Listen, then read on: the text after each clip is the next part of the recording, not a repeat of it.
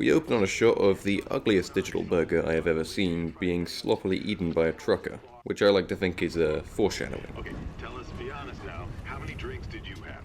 No, man, I barely had a buzz on. Oh, come on. Look, just listen, all right? She got closer and He's listening to the radio where a man is reciting his recent encounter with a zombie-like woman. It looked like it was rotting. Yeah. She looked like a corpse. Like a walking corpse, man. Sounds like my wife. I've never seen it.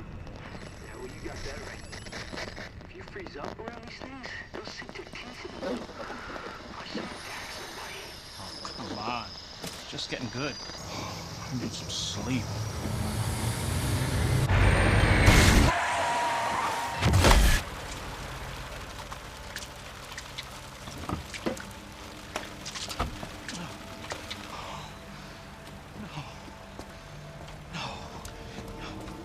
The trucker gets out to make sure she's dead. We all know what happens next. It's sad, but let's be honest, the second he took his hat off, we all knew he needed to die. What am I gonna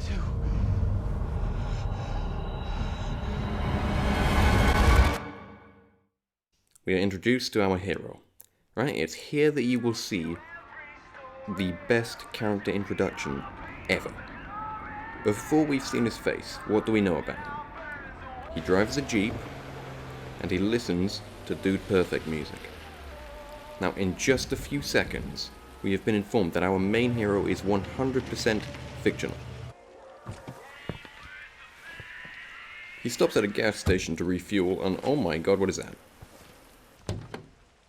This is Leon, our protagonist, the star of one of the most revolutionary video games of all time, and a really weird looking character for this game, but I'll talk about that later. That's weird. Leon notices blood on the ground and walks into the gas station to investigate. He rounds a corner to find $458 candy. Now, I'm not familiar with American currency, but I'm pretty sure that's too much. Something's not right. He sees a cop bleeding out. The cop knowingly points a civilian to the danger, you know, as a professional would. Leon goes to check it out and finds another cop restraining a zombie. Stop moving. Officer, you need help? Stay back, sir. I got this.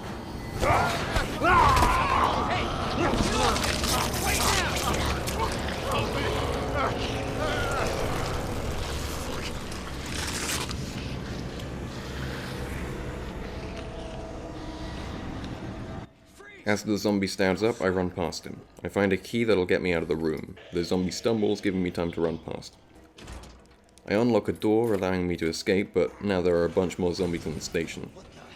I weave my way through to the exit, where I find a girl being chased by a zombie.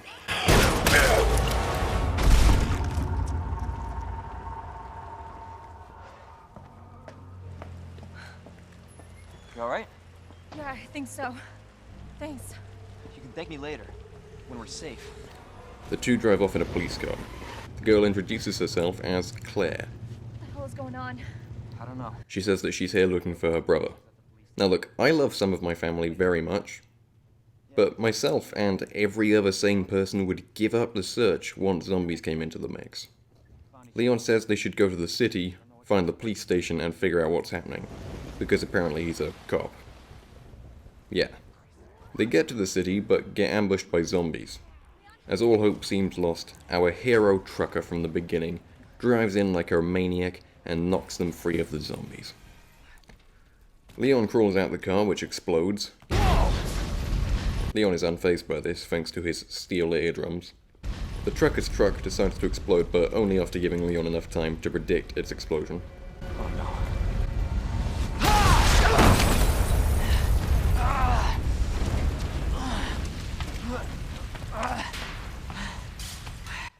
Leon gets up, mildly annoyed, and calls out for Claire. Yeah! I'm alright! How about you? Can't stay here, it's not safe! She tells him that she'll meet him at the station, to which Leon responds, I'll be there! something that he cannot possibly know. Leon runs through the streets and makes it to the Raccoon City Police Department. Now yes, this city is called Raccoon City. I have a theory for why this might be. You see, Resident Evil 2 is set in America, but it's developed by Capcom, a Japanese company. So I think when coming up with the name, they were trying to think of things that represented America, and when a dumpster was too on the nose, they decided to go with what could be found inside the dumpsters. Now, I'm just kidding. I love America. It truly is a free country if you are blind, deaf, and have a strong imagination. Leon steps into the RPD and begins looking around. I found a first aid spray. Don't even ask me how that works. Maybe you give the can mouth to mouth. I don't know. The station seems abandoned, but there's bloody footprints everywhere, so something must have gone down. I see a strange goddess statue and I check upstairs. I find a door with a weird symbol on it that won't open, so I shoot the lock a couple of times. But the door is still locked because, well, it's a video game. In fairness, I wasn't actually shooting the lock, but my point stands. I see a lion statue with a weird puzzle on the front of it. I switch the symbols a bit and it gives me a medallion. That'll probably be useful later. I find a computer behind the reception desk, which is displaying the security camera's feed, and see that a fellow cop is in danger.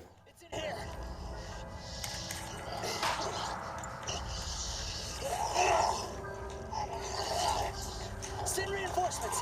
East hallway! He's in the east hallway, so I have to go through this shutter. But it doesn't open properly, of course, so poor old Leon's got to take one for the team and slide along the bloody floor.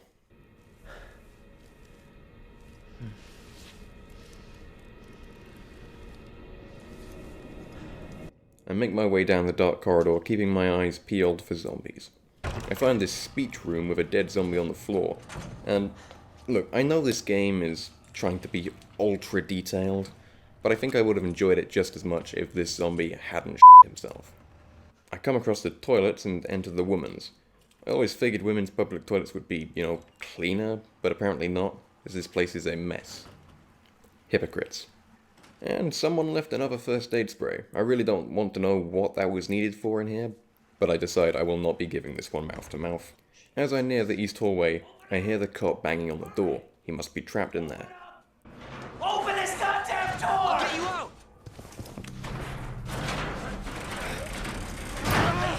Please! Give me your hand. Help me! I got you. Give me your other hand.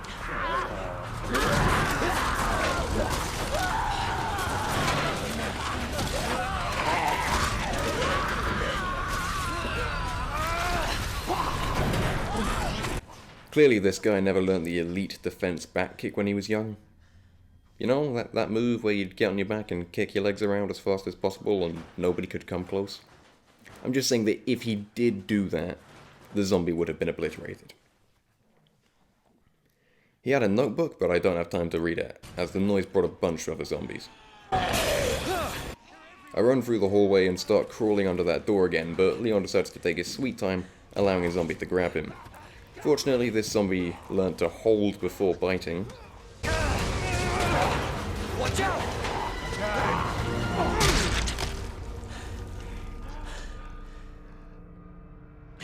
You're safe. For now. Thanks. Marvin Browner.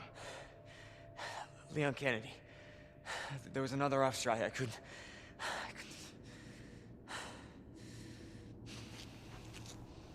Here. I'm sure you did what you could, Leon.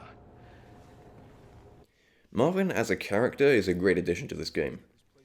He helps to give some comfort for that initial playthrough, and you can't help but like him. He's a dying man who wants to help other people survive, while not letting himself become a burden. It's good news. We can get you to a hospital. No, I am not the priority here. Lieutenant, I'm not just gonna leave you here. I'm giving you an order, rookie. You save yourself first. I'd come with you, but I'd just slow you down. And he has this really good dynamic with Leon, as if things hadn't gone wrong, these two would have been co-workers. But as it is, Marvin has to teach Leon what he can in this little time that he's got left. And don't make my mistake. If you see one of those things, uniform or not, you do not hesitate. Marvin looks over the officer's notebooks with his bloodier hand, which isn't very considerate, and he says that there's some sort of tunnel system, which we can use to escape. It seems that to do this, we need to collect the Lion Medallion, the Unicorn Medallion, and the Maiden Medallion, and place them at the base of the goddess statue. I already got the Lion Medallion earlier, so I place that in, and it works. So now I just have to find the other two. Okay, now we've got to talk about the way that Leon looks in this game. This is a remake of Resident Evil 2, a game from 1998. In that game, Leon looked like this. Very low detail, most of his appearance is left to interpretation. But obviously in this shiny new remake where everything is meant to look realistic, you need to make him look like a real person. And the result is, well, this. Now I want to make it clear that there's nothing wrong with looking like this. There's nothing wrong with characters that look like this. The problem is that we're meant to believe this man is a cop. That this man is holding his own against zombies, against creatures from hell, without dying from fright, which is just unbelievable to me. What, are you supposed to be a cop or something? Nah, you don't look the type. Maybe. You would expect to see this guy's face on a poster in a 12-year-old girl's bedroom, or next to Ryan Gosling as a Ken variant, not on the cover of your brand new ultra-gory survival horror game. Hell, he's got the same haircut as his girlfriend. I have put tens of hours into this game, and Leon still looks out of place to me, like he's been modded in from a different game. He's just so pretty and smooth. This doesn't change either. His face is unusually clean and untouched after a night of blowing off heads and wading through sewage. Though this isn't a huge problem, Leon has always had this look to him. It's just more extreme here. And it would have been appreciated if he could get a few more cuts and bruises along the way to, make him just gel a bit better with the world around him. Anyway, I use a knife to open this door and begin making my way down the hallway. There's a body at the end of it, so I check it out, but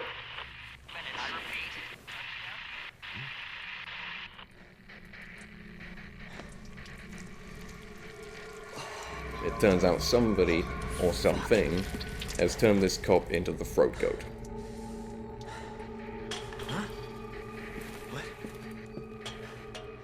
I make my way down the hallway and a zombie bursts through a window. I run through this room and escape it. I see a beautiful in its own way, zombie, pounding at a vending machine, very subtle. So I shoot it 3 times in the head, causing its head to explode. For the unfamiliar among you, this means that the zombie is dead for good and will not get up again. Getting a head to explode is purely luck-based and can happen more or less depending on the game's adaptive difficulty system. I get bitten, bringing me down to 1 HP. As we all know, when a zombie bites you, it means you're infected and you're now going to become a zombie. So I have effectively just failed the entire game. I make a run for it and I find a green herb, so at least I can die happy. I make my way into a safe room to wait for Leon's inevitable demise. I find a journal explaining that green herbs can actually heal people. Now obviously some basil isn't going to cure Leon of a zombie virus and patch up his lethal neck wound. But it's a video game, so I play by its rules.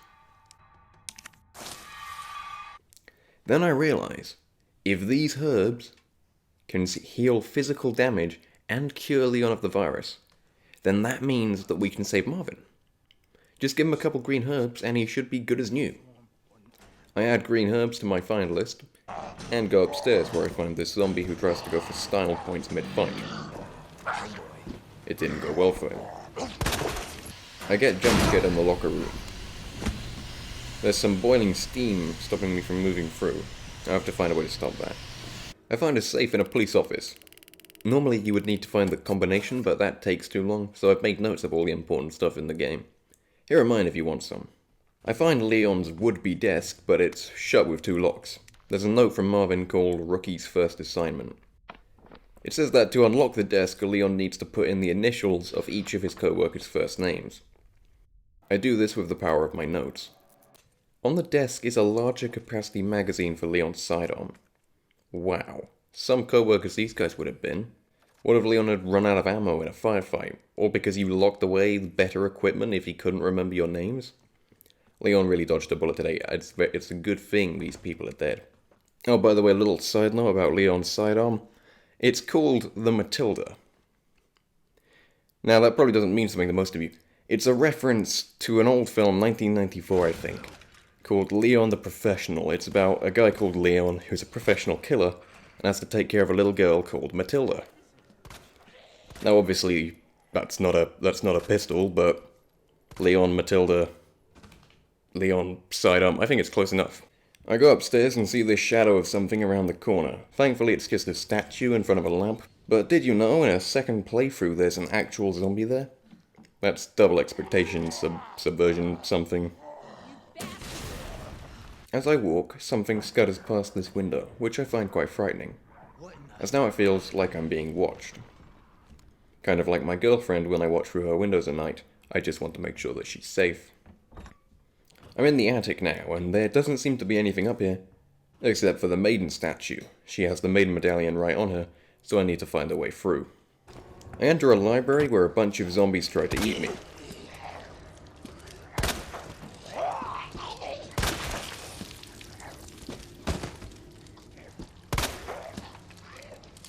Son of a bitch. I survive and find this zombie in the back of the room just eating away. He doesn't seem to care that I'm here, so I guess I can just leave him alone. But, being a cop, I'm pretty sure he was reaching for his gun. In the next room, I find the unicorn statue. I put in the code and get the unicorn medallion. Now I just need to get the maiden statue, and I can escape.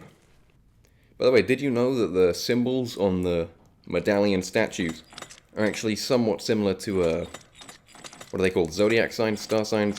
The shit teenage girls think defines your personality. You've got the vase, which is Aquarius. I only know that one. But if you look at the zodiac signs, just find an image of it, you'll find that there are some which match the symbols on the medallion puzzles.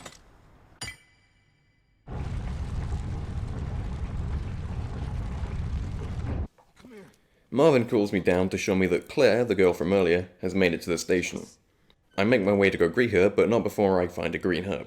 This is amazing news, as now I can just give this to Marvin, healing him of his wound and infection, and we can survive together. But when I get to Marvin, there's no option to give him the herb, and Leon doesn't even mention that he knows how to save him. This is deeply, deeply upsetting, as now Marvin is going to die as a result of lazy writing. Anyway, I got sidetracked. I make my way to go greet Claire, but not before I find this keycard that allows me to get a shotgun. Now look, with just a pistol, I've been popping heads like a priest pops cherries. So with a shotgun, I'm pretty sure I've just won the game. This time I go to greet Claire for real, and a helicopter crashes.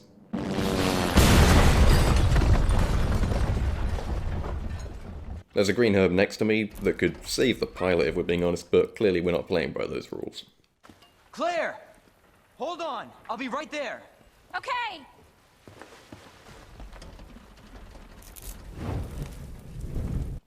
I meet up with Claire and have a little pointless chat. If you're wondering why Claire is here, let me explain. You can play through RE2 as one of two protagonists, Leon or Claire. They play the same and they go through all the same locations, but they have two different stories. I'm playing through as Leon because, well, I prefer his story, and him as a protagonist for reasons that I'll go in depth on in a bit.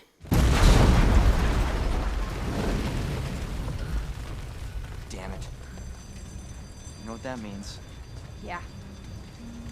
Dinner time. Claire, I think you should go. Okay. Let's get through this. Both of us. I run away from the zombies and find this valve while I'm running. I try to lure some zombies into the main hall, but I guess they don't feel like it. I see another zombie do a cool trick. I make my way to the locker room where I can use my new valve to turn off the steam. I walk through and past a zombie trying to replicate the sad Keanu photo. Sorry buddy, you'll never be him.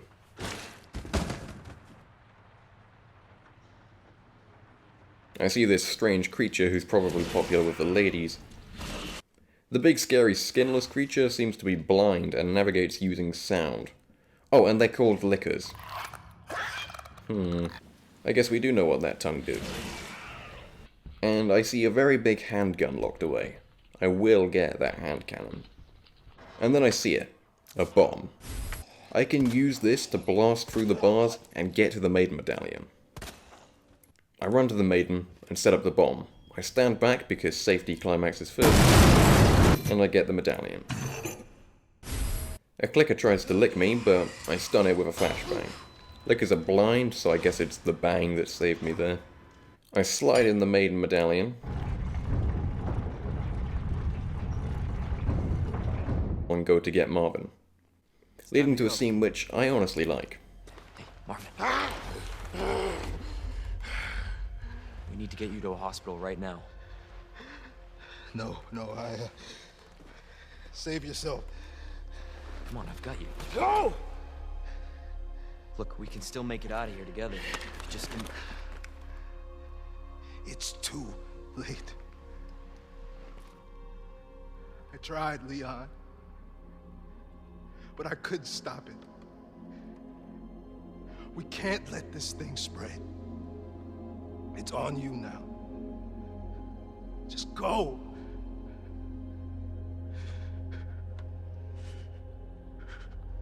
I understand.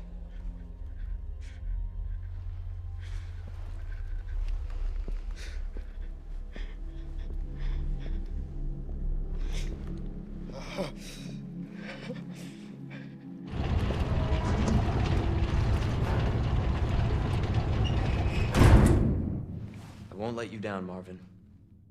Dude, you could have just given him a herb. That's the end of Marvin. For such a small role, he may actually be the best character in this game. He comes across as more human than most of the other characters, and his voice actor gives one of the better performances as well.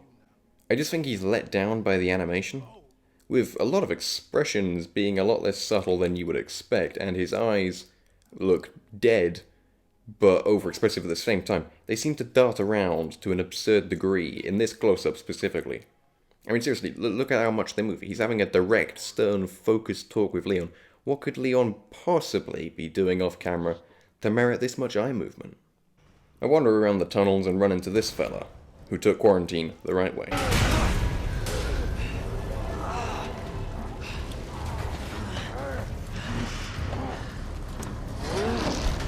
Jesus. This is the game's first boss fight. And if you know anything about Resident Evil boss fights, well, RE boss fights are infamous for being too damn long.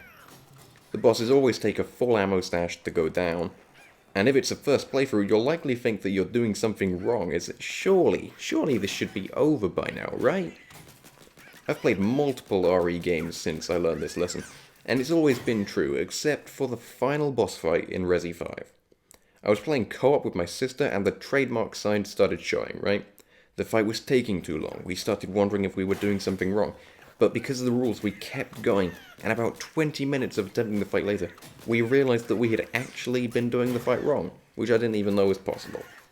So that's either poor game design or genius game design. I'll let you decide. I'm able to best the unknown monstrosity, and a ladder mysteriously drops for me. Somebody's watching me. I pull a lever to move this walkway, and upon inspection, I can't think of a single logical reason why you would need to move this walkway. I climb up a ladder into the police station car park, and I see a gate. But unfortunately... Damn. Need a key card. You gotta be kidding me. Get off of me!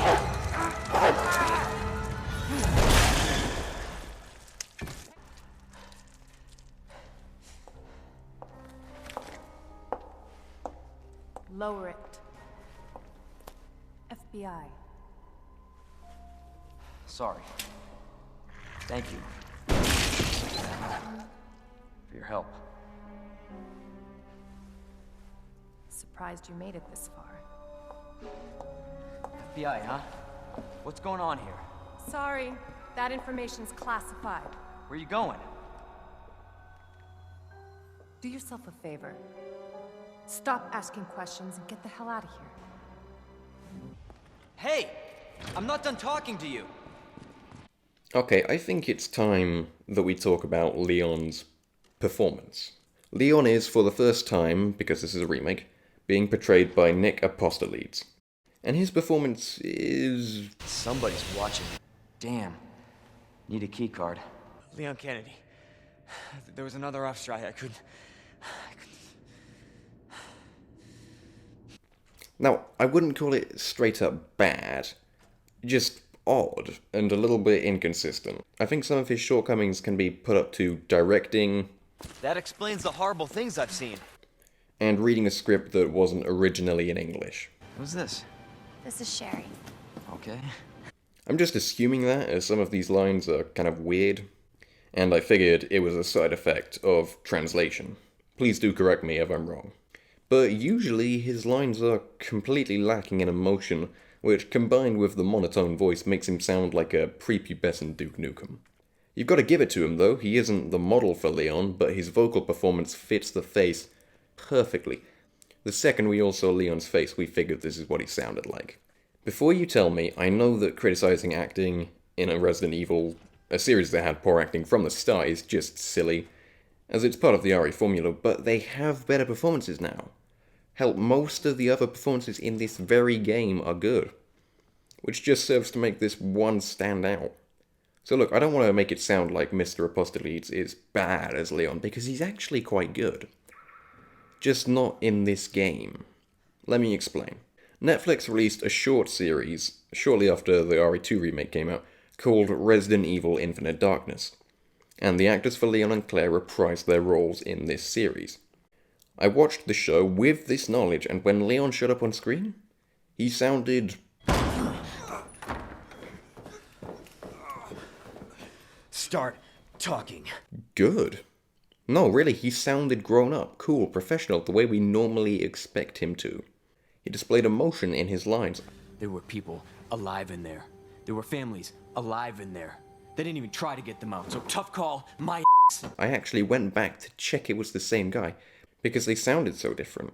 Don't get me wrong, it wasn't an Oscar-worthy performance or anything, but it sounded normal, it was in tune with all the other performances in the show, and unlike RE2, it made me think, Hey, sexy. yeah, this is Leon.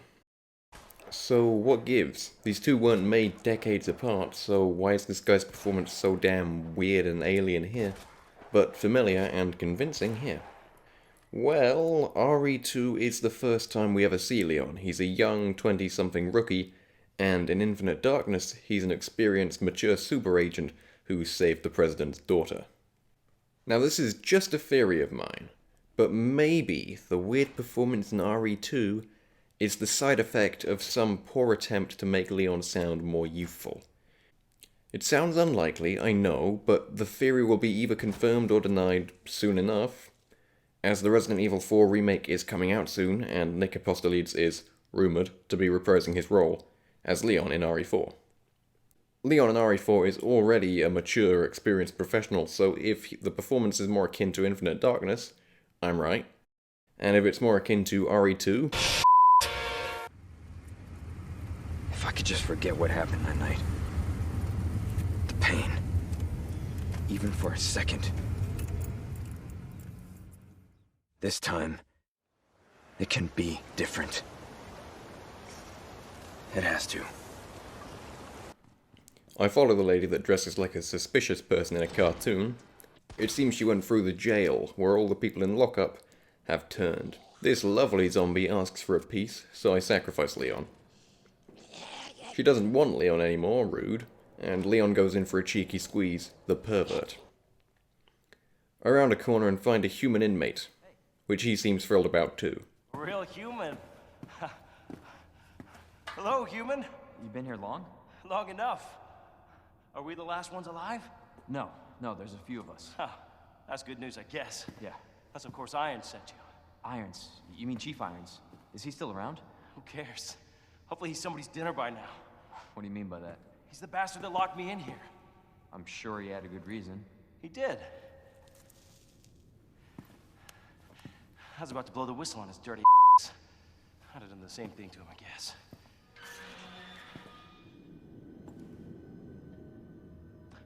Hey, I'll make you a deal. Unlock this cell and I'll give you this. There's no other way out of that parking garage, believe me. Sorry, I can't do that. I have to talk to the chief first. Look, we're both prisoners in this station. So either we play nice and help each other out, or... Shit. It's coming. What? What's coming? Come on, don't be an asshole. Okay, you need this. Just get me the fuck out of here.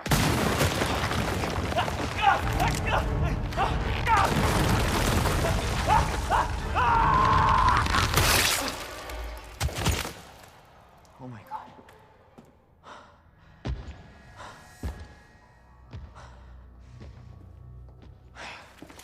Who is that?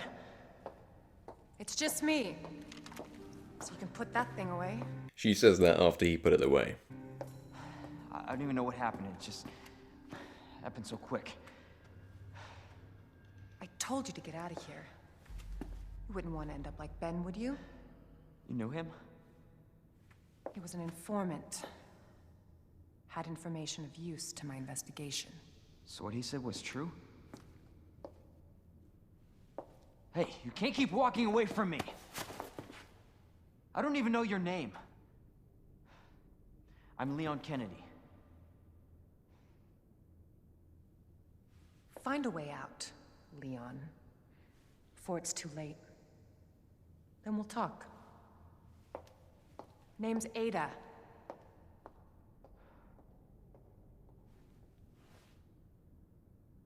Well, I guess the deal's on. It seems that to get the cell open I need to turn on the power. But the circuit power panel is missing 2 pieces. So you know what that means. I've got to find the pieces. I check the rest of the basement and find one of the pieces immediately. Maybe this will be easy. I open a strange door and have to run from a bunch of Cerberus. I go through the strange door and apparently it leads back into the damn police station. You see, normally it's out of the frying pan and into the fire, but Resident Evil is unique in that case because instead of getting out of the frying pan, you're merely flipped like a pancake. And then you fall right back in. I blast through some zombies to get through a door, and I see our 50% friend alive and kicking. I run back through the station hall to see how Marvin's doing. Unfortunately, he's been zombified.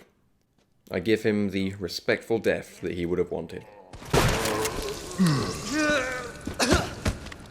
I'll stop this, Lieutenant. I promise. I roam around the station for a while looking for the other electronic part. I stumble across this balcony with a ladder. I climb down the ladder, which swiftly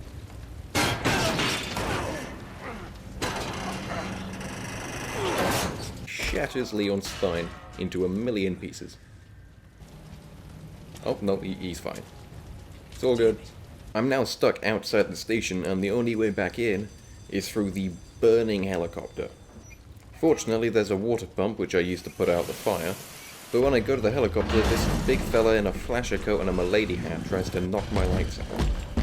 I maneuver past the big lad and back into the station. This is the Tyrant, or Mr. X, as people call him. He's a bioweapon sent in to eliminate the survivors and witnesses of the outbreak. Mr. X seems to be his fan name, as I've never heard him referred to Mr. X in-game or any of the other games. I don't know why we call him that. I tried looking up Mr. X to see if it means anything, but the results are all just this guy. So if you know why, please do let me know. So I've still got to find the piece, except now I'm being hunted by this guy. I made it harder. I find a lucky clover key, or at least it would be lucky if they didn't remove the 4th leaf and replace it with a key.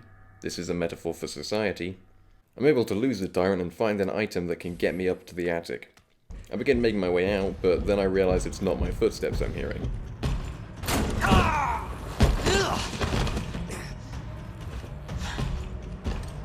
I try to maneuver past him, but get grounded again, bringing me down to half health. I'm able to fake him out, giving me time to slip past, but the zombie decides to give me a big hickey, bringing me down to 1 shot. This was genuinely scary, as I hadn't saved in a while, and forgetting that you need to look at the door to open it didn't help. I'm able to get some life-saving herbs before the big guy can crush my head. I escape the Mr. X using a ladder, but it turns out he can use those too. I run around the top floor and find myself in the clock tower, where I see the second electronics piece. I activate the bell, knocking the piece down to me.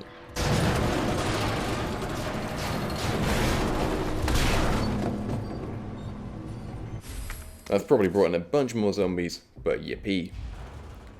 I have another dance with X and learn from my mistakes. I find a room that the Tyrannosaurus can't enter.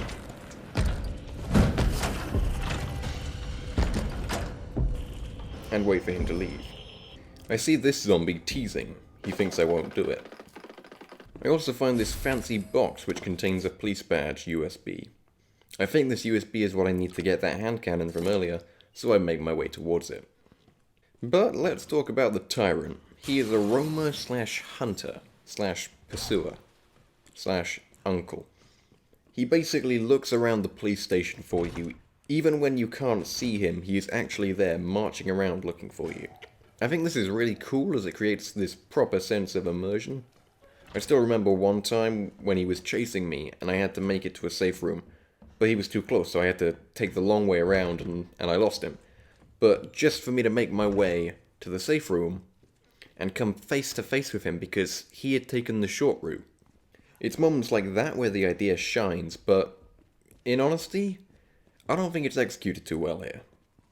Escaping the Fine Sir is challenging. You've got to lose line of sight, get good distance, and then keep your noise down. Even then, he'll likely stumble onto you in a couple of minutes, because the RPD's not that big. The only safe spots from him are, well, the safe rooms. But even if you enter one of those, he doesn't ever leave entirely. He will always remain in the vicinity. I've tried this by entering a safe room and staying there for 10 minutes. And sure enough, I could always hear his footsteps just outside.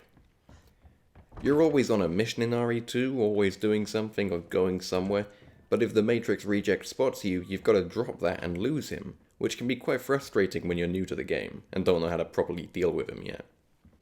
I think it could have helped to add a hiding spot. Nothing fancy, just let you slip into a closet or a locker whenever he's there, you know? Allowing the big BOW to waltz on by.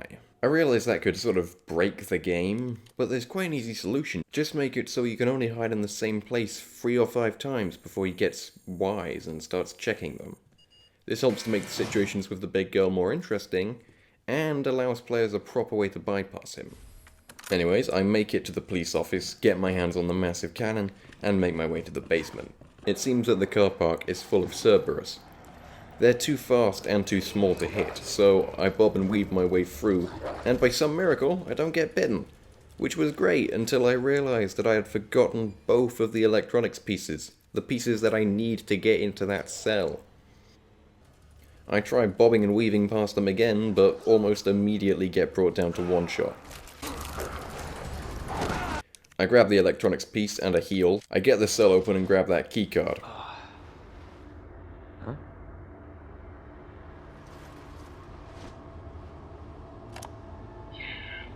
But that doesn't explain the rumors about the orphanage. I just find it way too coincidental Umbrella's one of the benefactors. You told me this interview was about the new scholarship Umbrella set up. Come on, that nobody cares about that. They want to know about the G virus Where did you hear about this? and that big sinkhole in the city, which, by the way, rumor has it goes straight to your underground lab. Now, are you going to talk to me, or are you going to... This interview's over. I make my way out, but it seems turning the power on opened all of the cell doors. And the latex legend is here too. I flash some zombies, bang some no. Wait. I get out of the jail, but Nemesis Light shows me his Kool-Aid Man impression.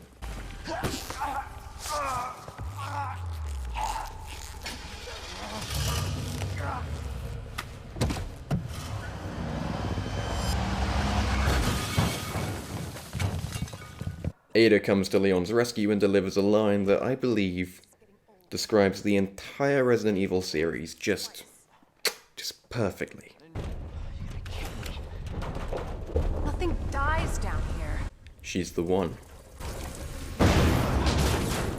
We open the garage gate and leave the station together. We take a shortcut through a gun shop and get held up. I'm not gonna hurt you. I said, don't move. I'm just passing through. I'm gonna ask you to lower that weapon. I kill you are. You're gonna turn around and go right back out the way you came in. I think your daughter needs help, sir. Don't tell me how to deal with my daughter. Drop it. No! Wait! Ada. Just let them be. Emma? Sweetheart, I told you to stay put. Daddy. He's here. Okay. Mommy. I was sleeping, honey. Okay? And I'm gonna put you to bed too, okay?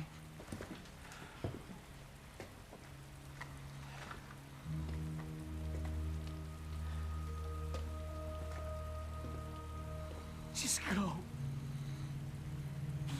Just give us some privacy.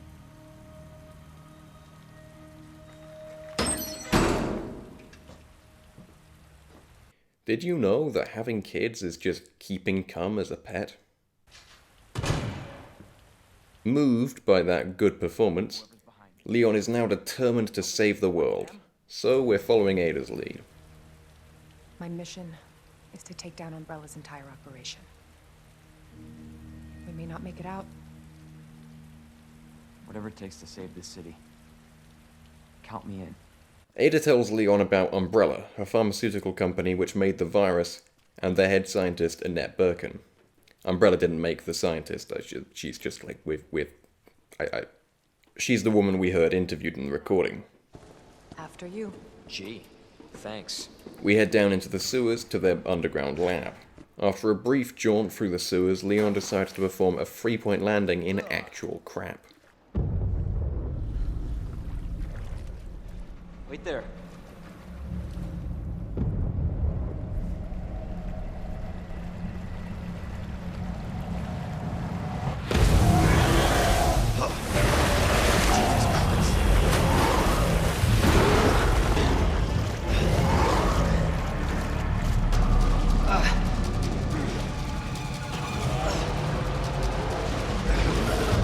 During this alligator chase, don't move to the left too soon, alright? Don't.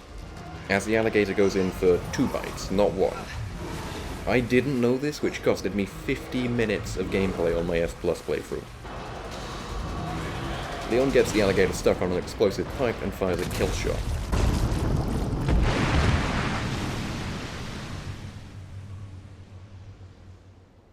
Chew on that, you overgrown son of a bitch. Come on, Latigator was right there. Sorry, I guess Leon isn't one for bad one-liners. No thanks, bro. Oh, sorry. We reunite with Ada and stumble onto a strange woman. Williams' handiwork. Identify yourself. Annette Birkin. She's who we're looking for? Not much time. Need to dispose of it. We're here for the G-Virus. That's not gonna happen. I'm warning you, Doctor. Oh, yeah? Hey! Stop!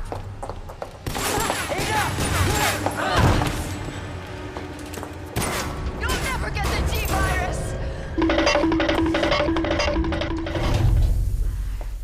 Didn't expect that from a scientist. Leon. Forget about me. Just go. Stop her before she gets away. And Leon died right there in her arms.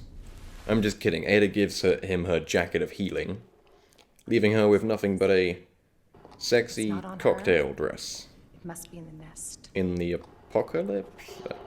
I mean... We get this brief section where we play as Ada with her cool hacky toy. So in that cutscene, Annette is standing over a dead zombie and says, "Not much time, it needs to be disposed of." And then she burns the body. This is a reference to the Crimson Heads, an enemy type exclusive to Resident Evil 1 Remake. A Crimson Head is a zombie that has been killed, which will get up again faster and stronger. The only way to stop a corpse from becoming a Crimson Head is to burn its body shortly after killing it. Crimson Heads don't exist in this game. In this game, when zombies go down, they stay down. So I find it odd that a net would clearly reference them if we never encounter them. Ada gets thrown into a garbage chute by a net and can't walk. So it's Leon to the rescue. I find some dead soldiers and a zombie that looks a lot like Dracula. Looked. One of the soldiers has a tape on him, so I'll need to find a way to watch that. I see this chubby zombie on a pipe and... I'm sorry, how the hell did he get up there? And don't say he got thrown up there. These are mindless monsters, not bottle flip experts. I remember when I first played this game, it felt so uniquely brutal. The gore was on point. When you shoot a zombie in the face, it looks like you just shot a zombie in the face. But after so many hours of playing this game, I think I'm desensitized to it now. It doesn't feel special anymore. I know plenty of people who just wouldn't play the game because they found it so disgusting. And when you look at it through that lens of someone who's physically sickened by this sort of stuff, you can really see how it could be borderline unplayable. I recorded all of this gameplay shirtless, by the way. That's just like a little fact I figured you might like to know. I mean, unless you wouldn't, that's fine. It's just like in case you would. I dodge past this nasty monster that looks like cauliflower a little bit, and I find myself in this room overlooking a dump where we find Ada. I'll have to figure out some way to get through to her. I find a computer which I can use to play the soldiers' video. The video shows the soldiers being killed by that big monster we killed earlier. Oh, please, stop. No.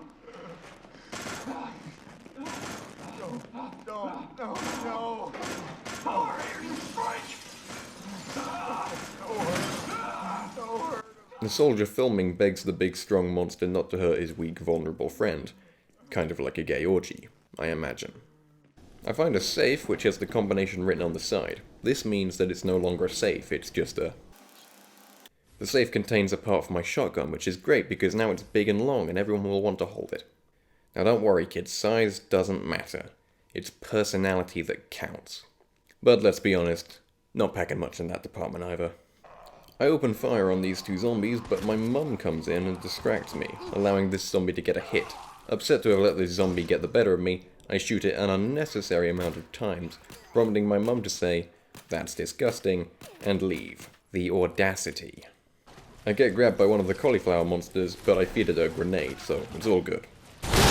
I find a strange pair of photos called hiding places. I find a way back up into the police station to go look for them. I find the first hiding place in some random table which just has some ammo, and then I find the second hiding place in the captain's desk, the police captain's desk, which contains a laser sight for my hand cannon, though I'm not sure this is a benefit as it doesn't agree with my crosshair, so how am I meant to know which one to listen to? There's something else in the second hiding place though. Photo called Rising Rookie of one of the young officers. Huh. I'm sure this isn't a problem. He's the police captain. Police officers would never do anything bad. I narrowly avoid a liquor on my way out, and in my panic, I accidentally trigger this zombie.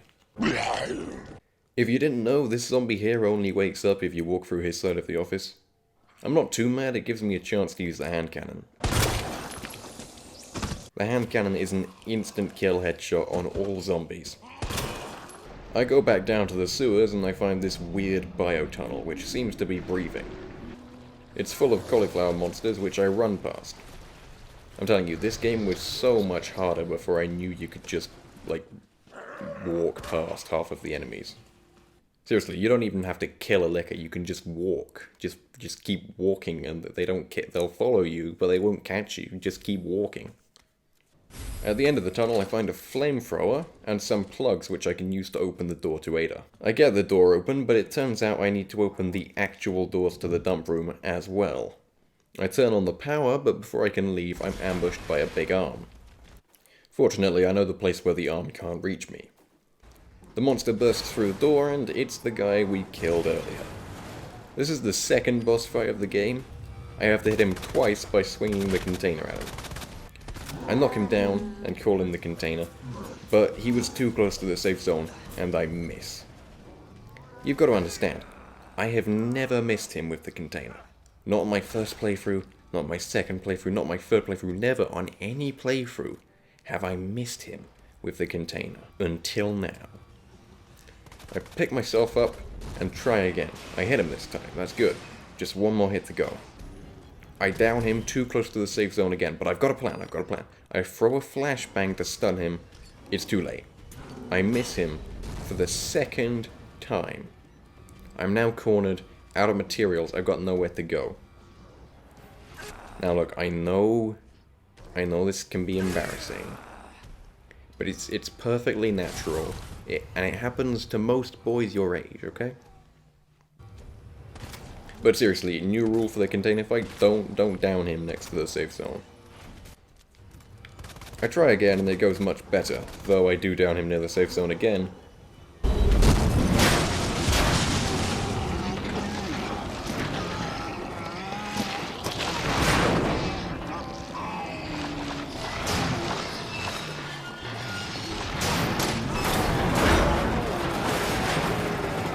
I open the door and go get Ada. We get on a tram bound for the super evil villains HQ. They have a cute little talk. Ada says, "You gotta get the Doomsday virus, big boy." Leon says, "I dunno." Then he gets a little smooch, which only serves to lower his brain power further. Then Ada's like, "Off you pop, you gold stallion, take my scrunchie." We leave Ada to go save the world. This part always makes me laugh because Leon gets this big goofy smile and strides off all proud like a toddler whose mum just gave him the very special mission of going to the store and buying milk. I go up to the nest's front door, which tells me to stay clear. I don't listen because nice guys finish last, and I'm in Umbrella HQ. I clear out the Umbrella cafeteria. It's a shame there had to be an outbreak, because this looks like a nice cafeteria. I bet the pizza was sick. So the wristband that Ada gave us is the key to getting through doors in this place. But we've only got basic clearance, we'll have to find a better wristband to get around this place properly. I find an upgrade on the wrist of some poor guy that got stuck in his nap pod. This evil company is so progressive, letting its employees take mid-work naps, like it's kindergarten. I take plenty of naps at my job. I mean, I'm not supposed to, and it's not my job, because apparently calling a 9-to-5 education means that they don't need to pay me. The upgraded wristband allows me to access this very large, very impractical bridge room. It's called the bridge room because that's all that's in it. And there are no safety railings? What if it's bring your kid to work day? Those little knobs couldn't walk in a straight line to save their lives, alcoholics. I need higher clearance to access the west area, so I go to the east area. I find this hazmat man squished against the glass with an upgrade for my wristband. This reminds me of the time I put my balls against the safety glass at the bank, and the little snitch bank teller told on me to security. What a snowflake, no one can take a joke anymore. I come across a new monster type because 5 and a promise to smile wasn't enough.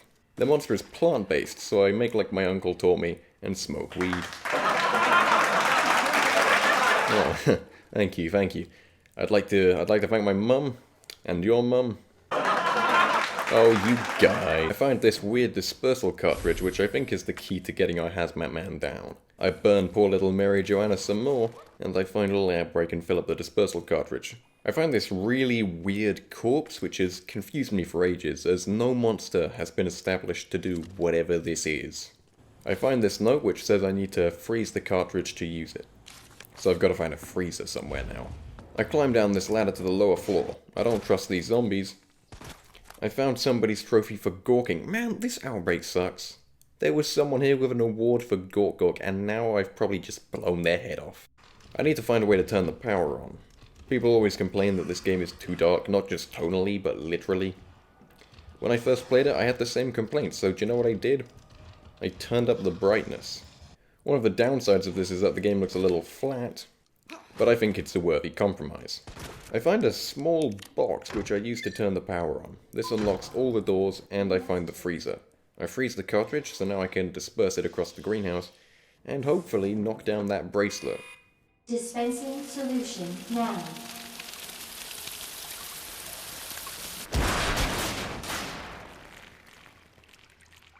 Sure enough, it's worked. I go to grab my prize, but it seems that Mafia 4 made it down here, so I have to run.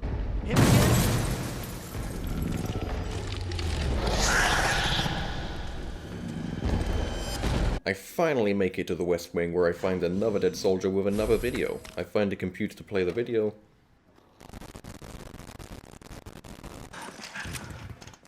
Dr. Birkin, you'll come along with us quietly. You think I didn't know you were coming? This is my life's work. I'm not handing over anything. We have our orders, Dr. Birkin. I'll ask you one more time.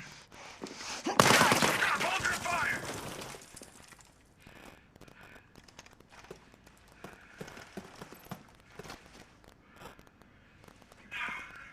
What the f*** were you thinking? Our orders were to bring him in alive! What a silly soldier. He should have just used his words. I go through some sci-fi decontamination area, which is probably a good idea, as Leon should be, covered in blood, shit, piss. And, well, we all know what the S stands for.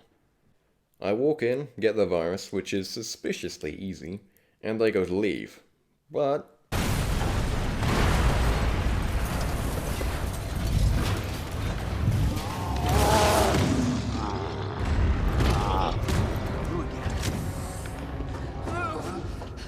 He's mine.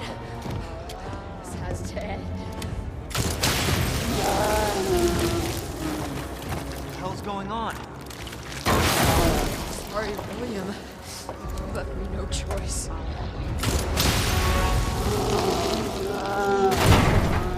she hit him so hard, it killed my Wi-Fi. You called this thing William. Why? It's Umbrella's fault, this whole mess. You're Umbrella too. You're telling me you weren't involved in this? Yes. But we never meant for this to happen. Then tell me everything. Right from the start.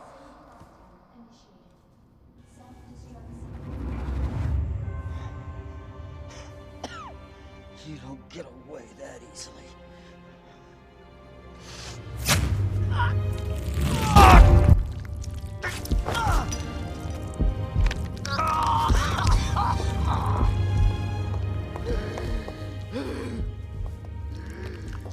Good God, William.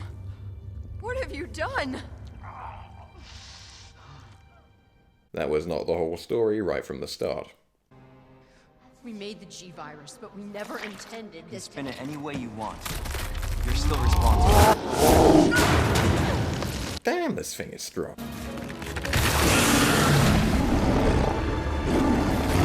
The hell?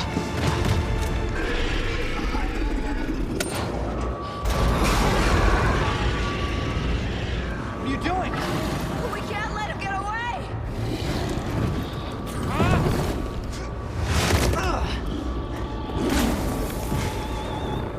Alright, me on this here. Fortunately, I found a rocket launcher in the previous room, so I have this over in a jiff.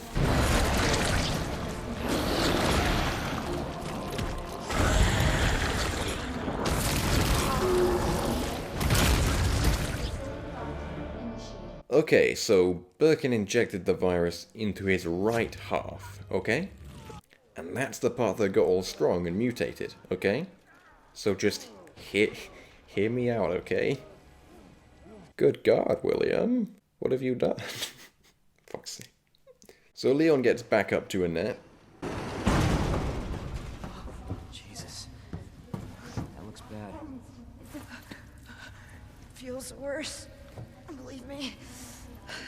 Look about what you said. I don't know how much I believe. Just tell me you'll destroy that G sample. No, it's evidence. It's going to the FBI.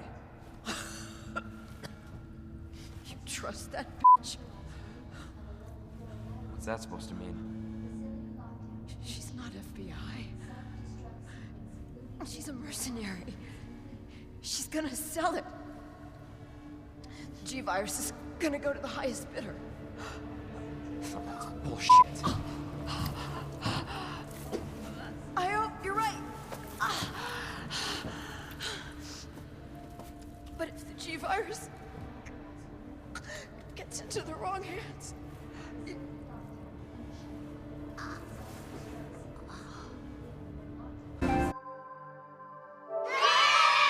So Ada's been lying to us this whole time? Wow. I haven't felt this betrayed since I saw the Made in China sticker on my IKEA chair. I make my way to the exit where Ada is waiting. I was just thinking about you. That makes two of us. I was getting worried. No, we make a good team. I gotta ask you something. Way's clear.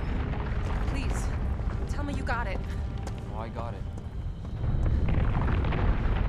Let me verify the G sample and we get the hell out of here. Before we do that, I ran into Annette. She claims you're not FBI. Oh, Leon. Why couldn't you just hand over the sample? Because I realized, as much as I wanted to trust you, I didn't. Now look, I'm not an expert when it comes to holding people at gunpoint, but I'm pretty sure letting your target pull out their own gun is quite high on the don't do list. I really hoped it wouldn't end up like this. So that's all this was. I was just some pawn to you? Look, I'm just doing my job. And I'm doing mine, so drop that damn gun! I'm taking you in. To where? Where does he think he's going to take her in? Where? Hurt you.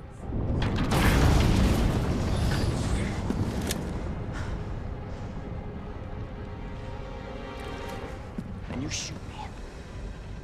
But I don't think you can. Now this, for me, is the climax of Leon's naivety. Because, good lord, he's met this woman, I'm going to be generous, and I'm going to say 6 hours ago at the most. He's been with her for 2 hours at the most. Being generous, being generous. They have never had a genuine heart-to-heart conversation. She's never said anything about who she actually is. And for what little that they have spoken to each other about, well, she just confirmed that she's been lying to him and manipulating him the whole damn time. Somehow, this is enough not only for him to have fallen in love with her and not want to shoot her, but for him to genuinely believe she won't shoot him. And you want to know the worst part? He's right. Okay, so obviously Leon and Ada are both in RE4. They're remaking RE4. There's an easy fix for this, listen up. Hey, so, about that time you didn't shoot, I was out of bullets. Wait, what? Yeah, I was out of bullets. Oh, cause see, I thought, like, you loved me or something. Well, yeah, I just played along because I was out of bullets. Oh. Boom, problem solved, you're welcome. So yeah, Ada gets shot.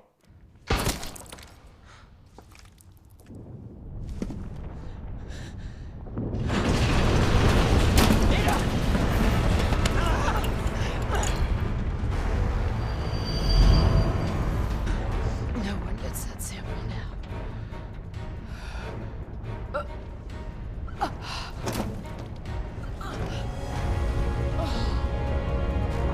Hold on. I think I can...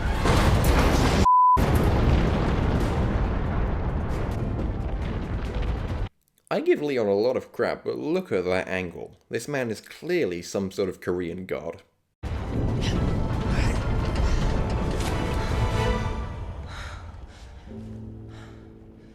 Take care of yourself, Leon. And with that, Ada dies. Right alongside Originality. Don't worry, she's been back from the dead since 2005? God damn. Anyway, the facility is going to self-destruct in 10 minutes because... You know, actually I'm not sure why, I kind of just work here. I make my way down into this elevator and find Claire on this computer.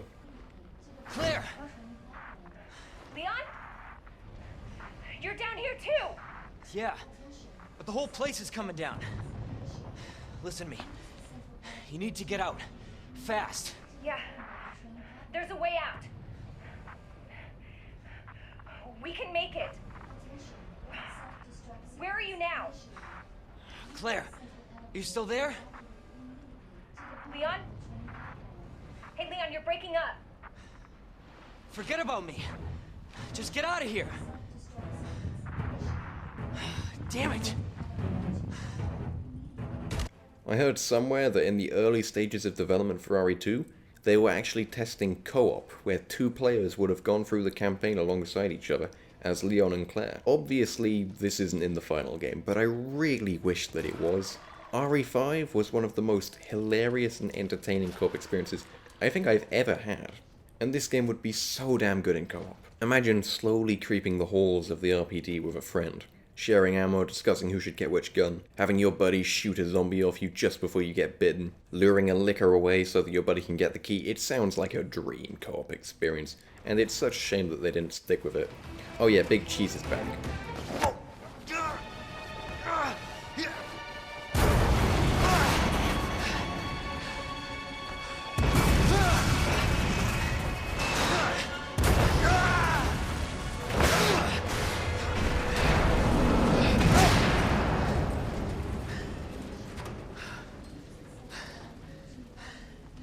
Leon gets on a big lift because all the slower ways now were taken.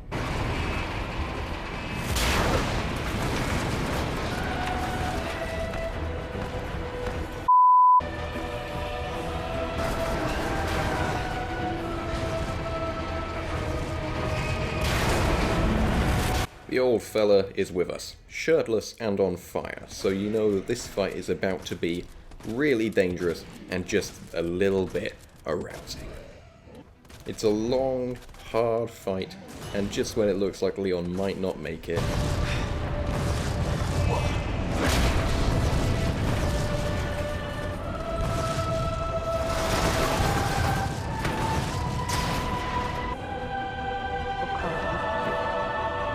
Where did this thing come from?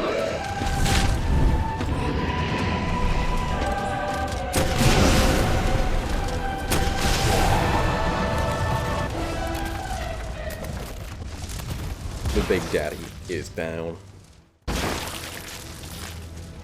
There's one last bunch of zombies, which I massacre, and then blow up for good measure. Shit! Gotta get out of here.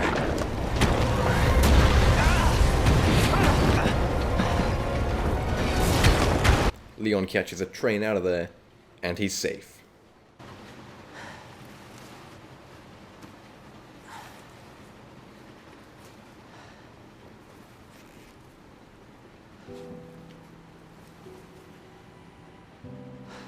Can't believe I actually miss her. Yeah, me neither.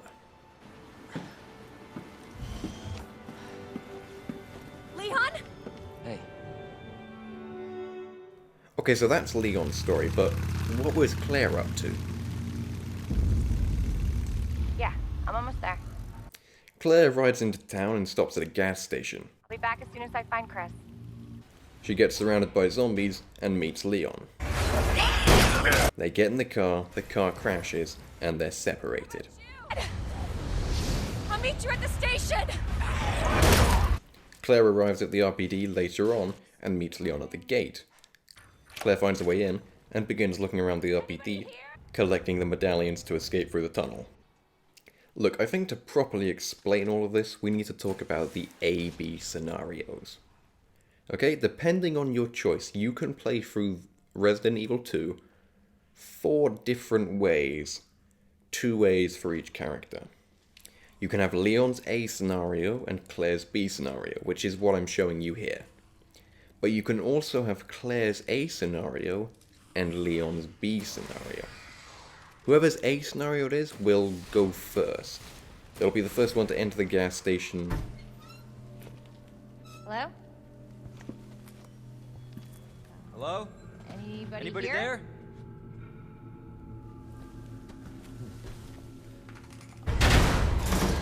Whoa, don't shoot! Get down! The police car will crash to make them the one close to the RPD.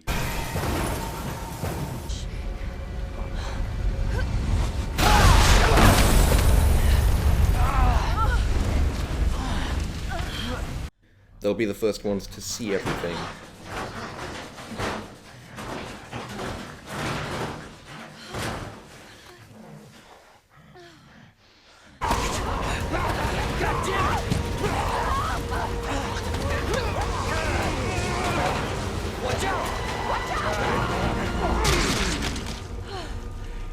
You alright?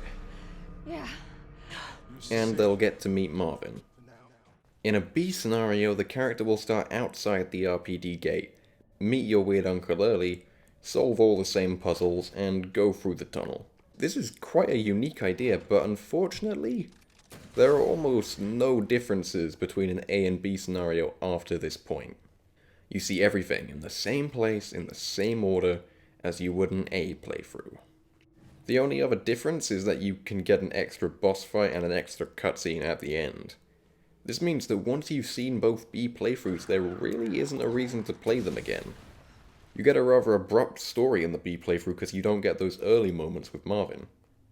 Yeah, in a B playthrough, Marvin has turned before you get there, so... Anyway, after getting into the tunnel, Claire has a run-in with a child. Hello? Hey. It's okay. I won't hurt you, I Who promise. somehow looks more scary than all the monsters in this game. Do you need help? You need help. I'm sorry, I can't understand you. You need help. Why? He's right behind you.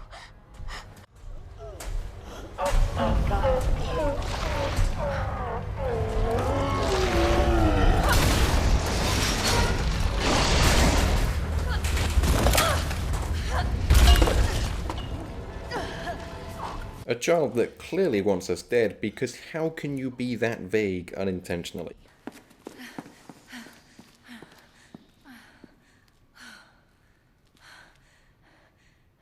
Hey. Little girl. It's safe now. It's over.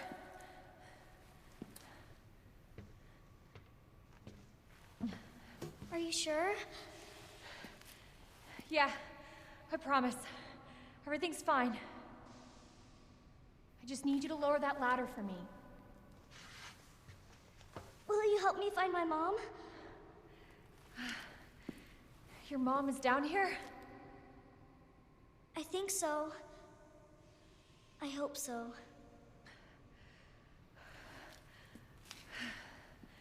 Yeah. Of course. I'll help you.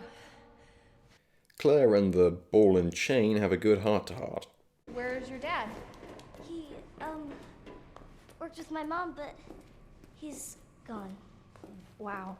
Both of my parents are gone. It's just me and my brother. Oh, I'm sorry.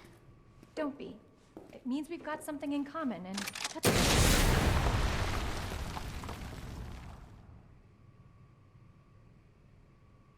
We go to leave through the car park, but we need a keycard.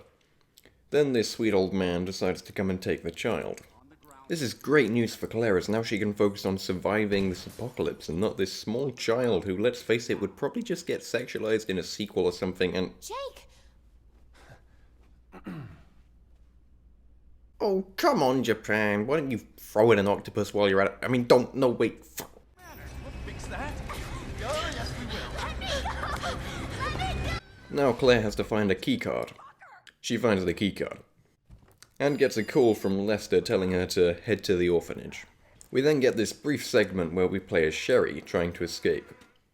Obviously she gets spotted because kids are terrible at everything, except going to the gym apparently, because this girl's quad game could rival Sam Fisher's. We get acid on perverted Perry's face, and he lives out his shining fantasies, before he gets the hentai treatment from Mr. Birkin. Claire shows up at the orphanage to find an extremely unsatisfying death scene. Your fault. What? Took too long. What happened? Okay. Get off me! Oh my god!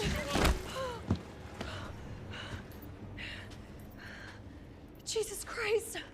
Now look, I don't want to nitpick, but you can literally pop heads in this game. This is child's play by your own standards. We then get this chase scene, but if you have the rocket launcher unlocked, you can... You know what, let me just show you. Claire!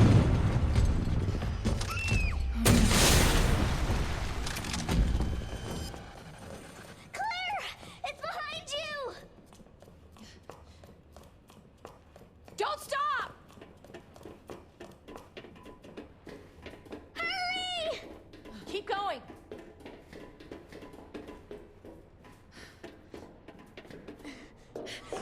Sherry, come on!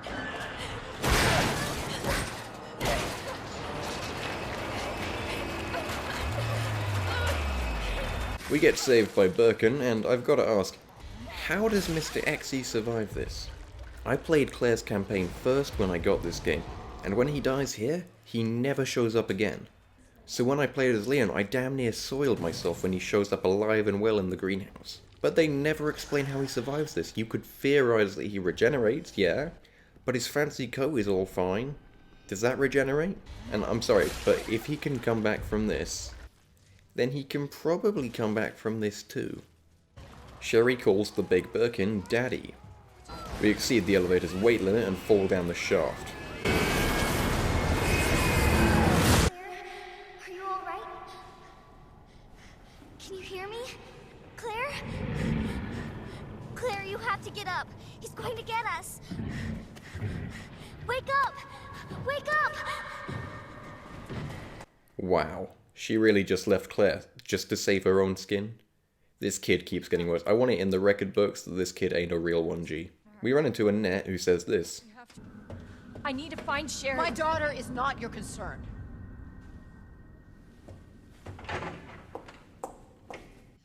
So Birkin is like Sherry's biological daddy. Right, yeah, that makes a little more sense, yeah.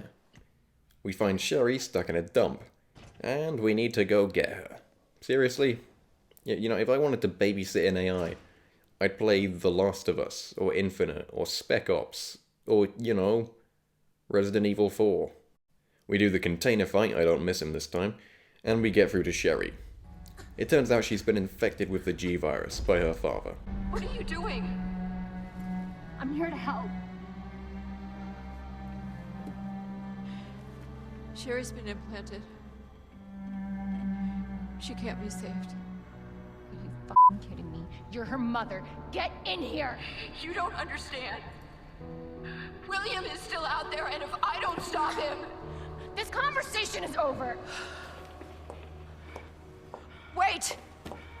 Wait! I can treat her. In my lab. It's not far away. I've heard multiple people say that the characters in these remakes, Claire and Jill specifically, swear too much. Darcy, I'll get you, you fucker! Are you fucking kidding me? Now look, I know that a lot of people out there aren't fans of casual swearing. They're called losers. But surely, surely, you can agree that the end of the world, popping undead heads, life or death stakes seemingly being targeted by monsters so terrifying they make Rapunzel's downstairs situation look sweet. Don't you think that merits the odd F-bomb? And please stop calling it potty mouth, you're 30, not 50. We have another tram ride. Overall, this tram ride is a 5 out of 10, no smooch, but probably still some manipulation because kids. I have something of yours. I don't want it. Really? Why not? So pretty. We do this funny walk into the nest and put Sherry in a safe place, while we go look for a cure. We find the cure, but it's locked behind some glass. Turns out Sherry's pendant is a key, and we can use it to open the vault. We then just leave it open, which is why Leon can just waltz in and take it later on. Birkin drops in again. Don't ask me how he broke the same ceiling twice, because I don't know. Annette comes in to save the day in the exact same way. We get back to Sherry and cure her, but Annette is dying. We hear the facility is going to self-destruct because the G virus has been taken. Obviously this is Leon.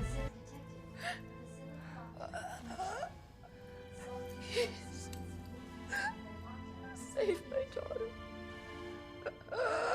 This is all truly very sad, but I've got to point out, she's faking her death here.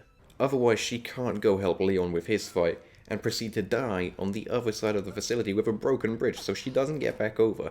That was definitely her last death. We make our escape through the facility and find a train, where we get to see Leon. Claire! What? Leon? You're down here too? We then get another fight with Birkin because Nothing dies down here. we kill him again and ride the train out of there. This is the same train Leon hops on later. Claire! Leon! It's so good to see you. I told you we'd make it, didn't I? You did. Okay, let's get through this. Both of us? There's a loud noise and Claire goes to check it out. Birkin is still alive and now he's engulfing the train. Claire stabs him while Leon detaches the car and grabs her hand. The explosion from the facility is coming down the tunnel and kills Birkin. It still makes me laugh that they gave the big eye monster an oh shit look.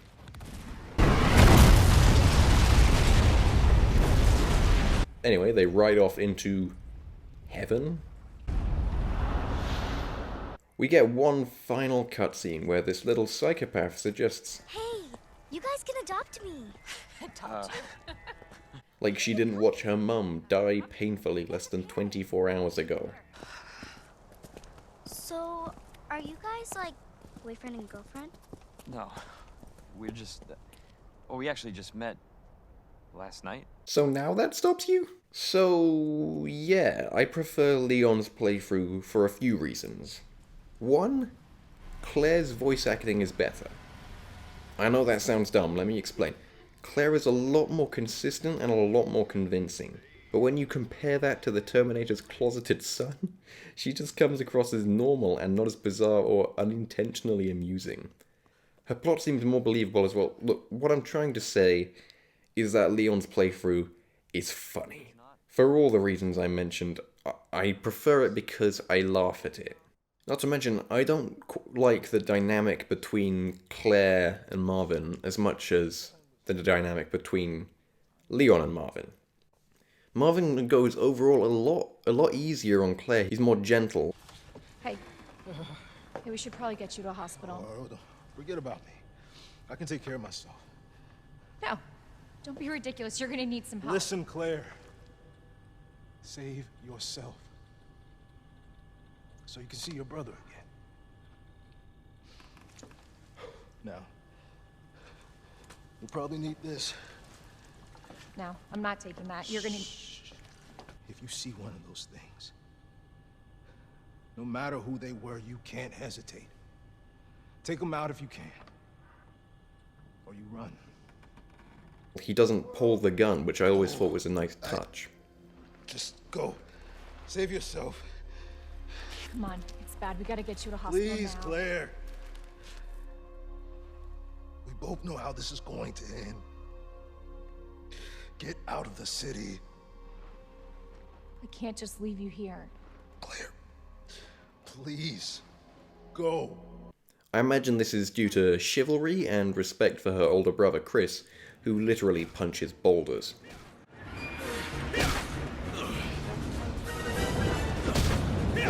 There's also this one line. Whew. Damn. Should have packed my parka. I have no idea what that means, but it single-handedly makes Claire the most unlikable video game character of all time. So, that's Resident Evil 2. This is actually my first Resident Evil game. I've never played the originals, but I thought this looked fun and I took a chance on it. And I absolutely loved it. I loved it so much that I've sort of unknowingly become a Resident Evil fan over the course of about a year. I played RE4, which is a masterpiece. Monsters. Guess after this there'll be one less to worry about. RE5, which is one of the funniest games I've ever played. The RE3 remake, which is like this game but not as good. I played through the entirety of RE7 in VR, that was awesome.